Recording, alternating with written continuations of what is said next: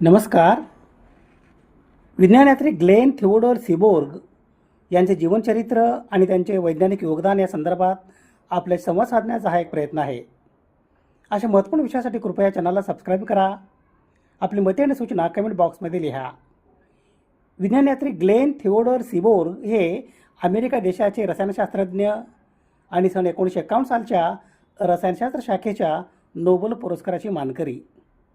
Trans uranium घटकांचे संश्लेषण, शोध आणि तपासणी या संदर्भातील संशोधन कार्य त्यांना नोबेल पुरस्कार मिळवून दिले. ग्लेन थिओडोर सीबोर्ग यांच्या संशोधन कार्यातील घटकांची ही यादी आहे. Plutonium, americium, curium, berkelium, californium, einsteinium, fermium, mendelevium, nobelium आणि एलिमेंट 106. ग्लेन थिओडोर सीबोर्ग यांच्या संशोधन कार्याच्या सन्मानार्थ एलिमेंट 106 याचे नामकरण सीबोर्गियम असे करण्यात आले आहे.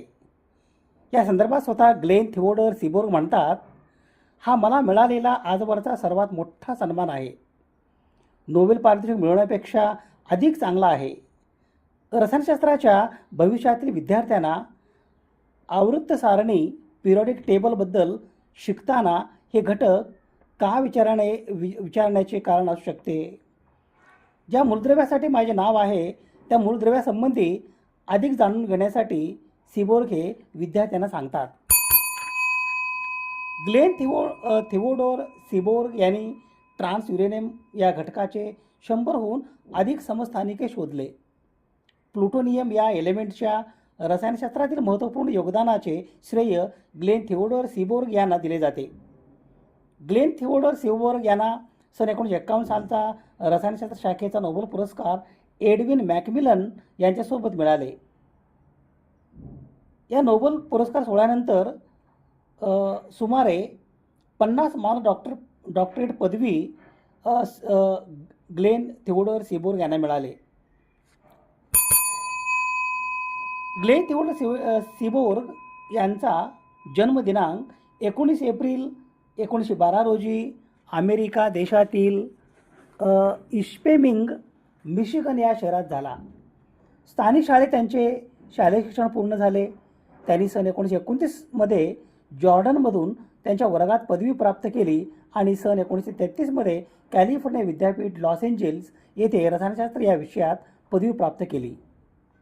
सन 1937 त्यांनी interaction of fast neutrons with lead या शीर्षकाचे प्रबंध सादरीकरण यामार्फत बर्कले येथील कॅलिफोर्निया विद्यापीठाची PhD पदवी संपादन केली. ग्लेन थिओडोर सीबोर्ग यांच्या PhD प्रबंधाचे वैशिष्ट्य म्हणजे न्यूक्लिअर स्पॅलेशन या संकल्पनाचे प्रस्तावीकरण होते. सन 1930च्या दशकात पदवीधर विद्यार्थी म्हणून ग्लेन थिओडोर सीबोर्ग यांनी Gilbert Newton Lewis, Glenn Theodore Seaborg यांची सल्लागार यांच्यासाठी ओले रसायनशास्त्र वेट केमिस्ट्री या विषयातून संशोधन कार्य केले. या संशोधन कार्यातून आम्ल आणि अल्क यांचा सिद्धांत या विषयाअंतर्गत गिल्बर्ट न्यूटन लुईस यांच्यासोबत 3 शोध निबंध प्रकाशित केले. ग्लेन थिओडोर सीबोर्ग यांनी बर्लिनमधील कायसर विल्यम इन्स्टिट्यूट फॉर केमिस्ट्रीच्या ऑटो हॉर्न उपयोजित रेडिओ केमिस्ट्री याचा अभ्यास केला. या अभ्यासामुळे ग्लेन थिओडोर सीबोर्ग यांचा एक उपयोजित संशोधन शास्त्रज्ञ अशी ओळख झाली. ग्लेन थिओडोर सीबोर्ग हे पोस्ट डॉक्टरेट संशोधनासाठी बर्कले येथील कॅलिफोर्निया विद्यापीठात राहिले. येथे त्यांनी फ्रेडरिक सॉडी या शास्त्रज्ञांनी विकसित केलेल्या समस्थानिकांची तपासणी कार्याचे अनुसरण केले. या संशोधन कार्याअंतर्गत ग्लेन थिओडोर सीबोर्ग यांनी 100हून अधिक घटकांचे समस्थानिकांच्या शोधात योगदान दिले. लॉरेन्सच्या प्रगत सायक्लोट्रॉन उपयोजनेतून जॉन लिव्हिंगवूड, फ्रेड फेअरब्रदर आणि ग्लेन थिओडोर सीबोर्ग यांनी सन 1936 लोहाचा एक नवीन समस्थानिक लोह 59 तयार केले. लोहाचा हा नवीन समस्थानिक म्हणजे लोह 59 मानवी रक्तातील हिमोग्लोबिन याच्या संशोधन कार्यासाठी उपलब्ध होऊ शकतो.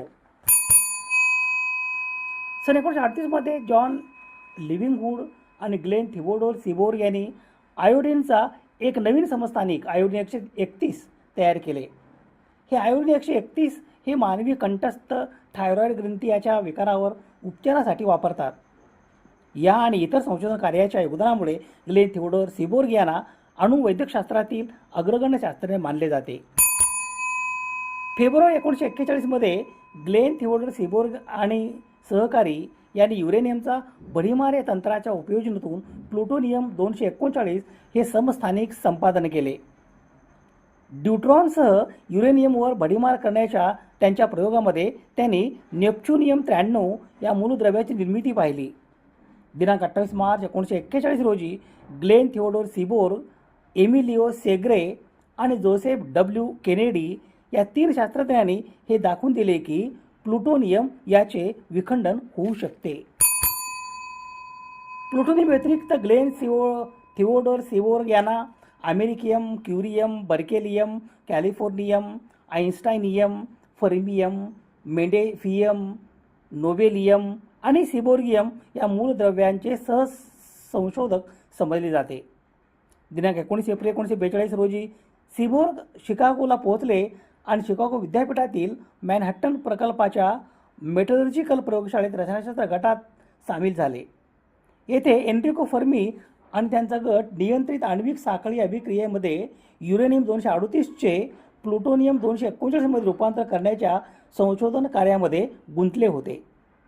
येथे सीबोर्ग यांची भूमिका म्हणजे युरेनियम वस्तुमानातून प्लुटोनियमचा छोटासा भाग कसा काढायचा हे शोधणे होते.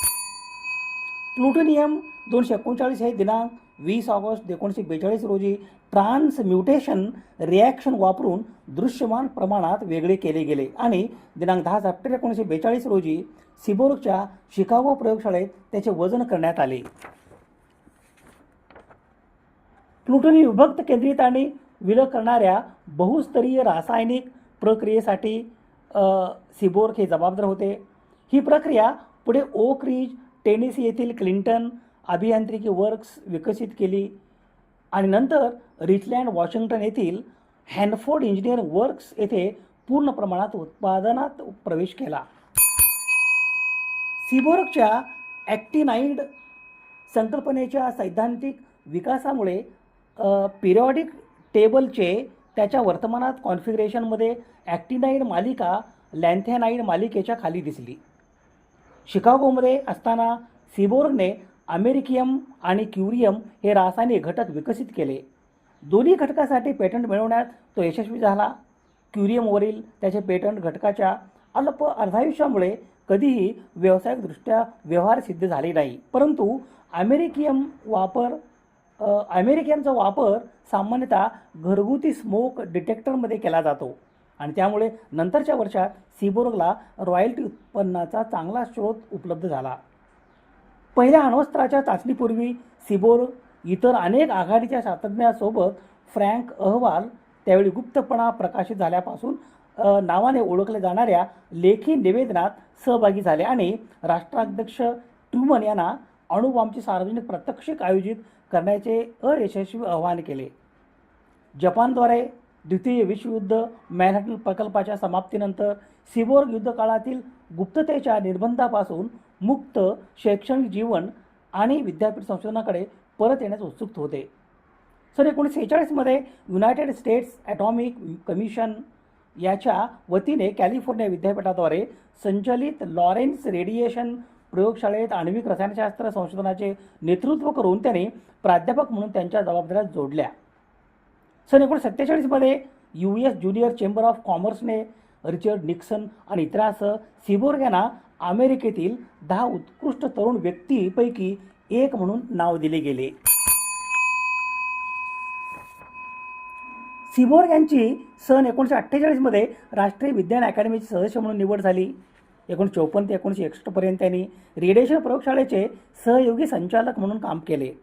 त्यांची नियुक्ती अध्यक्ष ट्रुमन यांनी AECच्या सामान्य सल्लागार समितीचे सदस्य म्हणून केली होती. ही नियुक्ती त्यांनी सन 1960 पर्यंत कायम ठेवली होती. सीबोर्ग यांनी कॅलिफोर्निया विद्यापीठ बर्कले येथे सन 1958 ते 1961 या कालावधीत कुलपती म्हणजे चान्सलर पदासाठी कार्यरत होते. त्यांचा कार्यकाळ हा त्यांच्या पूर्ववर्ती क्लार्क केर्कच्या काळात सुरू झालेल्या विद्यार्थ्यांच्या अभिव्यक्ती स्वातंत्र्यावरील मॅककार्थी काळातील निर्बंध शिथिल करण्याशी जुळला. ऑक्टोबर 1958मध्ये सीबोर्गने जाहीर केले की विद्यापीठाने चाचणीच्या आधारावर राजकीय क्रियाकलापावरील पूर्वीचे प्रतिबंध शिथिल केले आहेत आणि कॅम्पसमध्ये कम्युनिस्टच्या बोलण्यावरील बंदी उठवण्यात आली आहे. त्यामुळे सन 1964 ते सन 1965 या कालावधीत मुक्त चळवळीचा मारा मोकळा झाला. सीबोर्ग हा कॅलच्या क्रीडा संघाचा उत्साही समर्थक होता. सॅन फ्रान्सिस्कोचे स्तंभलेखक हार्ब केन यांना हे दाखविण्याची आवड होती की सीबोर्गचे आडनाव हे UC बर्कले येथील लोकप्रिय चिअर गो बियर्स चे अनाग्राम आहे. कॅल बियर्सने सन 1959मध्ये त्यांची पहिली आणि एकमेव national collegiate athletic association basketball championship जिंकली. याचा सीबोर्ग यांना अभिमान होता. सीबोर्ग यांच्या कुलपती कार्यकालावधीतच फुटबॉल संघाने परिषदेचे विजेतेपदी जिंकले आणि त्या वर्षी रोज बाउलमध्ये रोज खेळला जात असे. त्याने अनेक वर्ष फॅकल्टी ॲथलेटिक समितीवर काम केले आणि पॅसिफिक कोस्ट कॉन्फरन्स भरती घोटाळ्याशी संबंधित Pacific Coast intercollegiate athletics 2000मध्ये Roses from the Ashes breakup and rebirth या पुस्तकाचे सहलेखक होते. आता PAC 12 काय आहे याची स्थापना, ज्यामध्ये त्यांनी महाविद्यालयीन खेळांच्या अखंडतेवर आत्मविश्वास पुनर्संचयित करण्यात भूमिका बजावली. सीबोर्ग यांनी आयझेनहॉवर प्रशासनादरम्यान अध्यक्षांच्या विज्ञान सल्लागार समितीवर काम केले. PSACने नोव्हेंबर 1960मध्ये वैज्ञानिक प्रगती, युनिव्हर्सिटीज आणि फेडरल गव्हर्नमेंट या विषयावर एक अहवाल तयार केला, ज्याला सीबोर्ग रिपोर्ट असेही म्हणतात. या सीबोर्ग रिपोर्टमध्ये विज्ञानासाठी अधिक फेडरल निधीची मागणी करण्यात आली. ग्लेन थिओडोर सीबोर्ग यांना सन 1951 सालचा रसायनशास्त्र शाखेचा नोबेल पुरस्कार एडविन मॅकमिलन यांच्यासोबत मिळाले. या नोबेल पुरस्कार सोहळ्यानंतर त्यांना सुमारे 50 मानद डॉक्टरेट पदवी विविध विद्यापीठाकडून मिळाले. इतर अनेक पुरस्कार आणि सन्मान त्यांना मिळाले आहेत. ग्लेन थिओडोर सीबोर्ग हे प्रसिद्ध अमेरिकन अणुकेंद्रीय रसायनशास्त्रज्ञ होते. ग्लेन थिओडोर सीबोर्ग यांचा जन्मदिनांक 19 एप्रिल 1912 रोजी अमेरिका देशातील इस्पेमिंग मिशिगन या शहरात झाला. त्यांनी कॅलिफोर्निया विद्यापीठ बर्कले येथून PhD पूर्ण केली. पुढे त्यांनी अमेरिकेच्या अणुऊर्जा आयोगाचे अध्यक्ष म्हणूनही काम पाहिले. त्यांनी युरेनियम नंतरच्या अनेक मूलद्रव्याच्या शोधामध्ये मोलाची भूमिका बजावली. ट्रान्स युरेनियम म्हणजे युरेनियमोत्तर मूलद्रव्यांच्या शोधासाठी त्यांना सन 1951मध्ये एडविन मॅकमिलन यांच्यासोबत रसायनशास्त्रातील नोबेल पारितोषिक देण्यात आले. त्यांनी सन 1940 ते 1955 या काळात अणुक्रमांक 94 ते अणुक्रमांक 102 असलेल्या 9 मूलद्रव्यांचा शोध लावला. यामध्ये प्लुटोनियम या मूलद्रव्याचा समावेश आहे. त्याचा उपयोग अणुऊर्जा निर्मिती आणि अण्वस्त्रामध्ये केला जातो. त्यांनी आवर्त सारणीमध्ये ॲक्टिनाइड संकल्पना श्रेणीची पुनर्रचना सुचवली, ज्यामुळे मूलद्रव्याची मांडणी अधिक स्पष्ट झाली. त्यांच्या कार्याचा गौरव म्हणून 106 या मूलद्रव्याला त्यांच्या जिवंतपणी सीबोर्गियम असे नाव देण्यात आले. जिवंत व्यक्तीचे नाव मूलद्रव्याला देण्याची ही पहिलीच वेळ असावी. दिनांक 25 फेब्रुवारी 1999 रोजी ग्लेन थिओडोर सीबोर्ग यांचे निधन झाले. विज्ञानयात्री ग्लेन थिओडोर सीबोर्ग यांच्या स्मृतीस विनम्र अभिवादन. स्रोत संदर्भासाठी ही यादी आहे. समाजहिताच्या एखाद्या वैज्ञानिक विषयासंदर्भात प्रबोधन करणे, जागतिक समस्यांचे निराकरण करण्यासाठी सामाजिक इच्छा आणि संसाधन एकत्रित करणे आणि मानवतेच्या यशाचा उत्सव बळकट करणे यासाठी सुवर्ण संधी म्हणजे सामाजिक आणि वैज्ञानिक सण आणि उत्सव. अशा महत्त्वपूर्ण विषयासाठी कृपया चॅनलला सबस्क्राईब करा. आपली मते आणि सूचना कमेंट बॉक्समध्ये लिहा. विज्ञान निष्ठा ही जीवननिष्ठा. धन्यवाद.